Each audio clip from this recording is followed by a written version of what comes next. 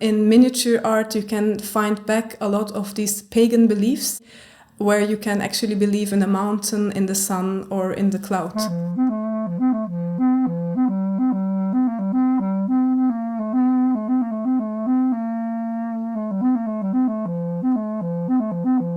I'm Imge Özbilge and I'm a visual artist. I'm interested in the visualization of Middle Eastern mythologies and the contemporary use of miniature art, because I find historic research very important in my work, as I feel that time is not really linear. A lot of issues depicted in these miniature works are actually coming back today as well, and therefore I feel that time is something more circular, in which we always have to take a step back, look, and then rebuild on that.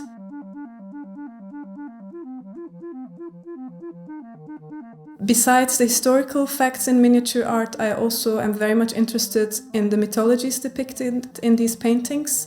I feel that mythology has something uniting, as these stories are being told mouth to mouth and have traveled throughout the world, and especially in a geography like the Middle East, where a lot of different cultures are living together and have always lived together.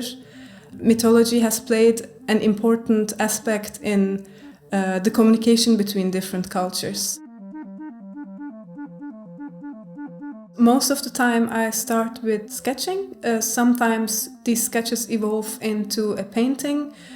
Sometimes it will result into a moving image, something more experimental, and at times I also end up in a narrative film.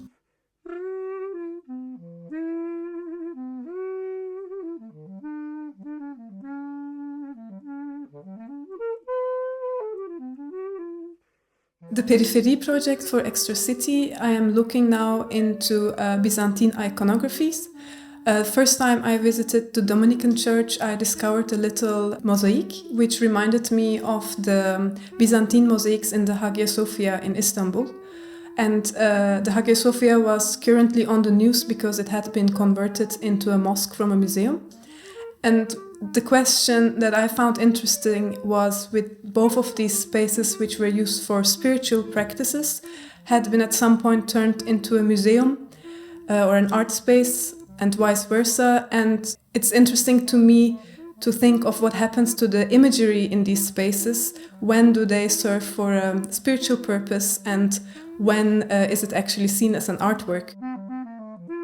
I want to project one of the mosaics from the Hagia Sophia, a Serafina angel, to give it a new place and a new life.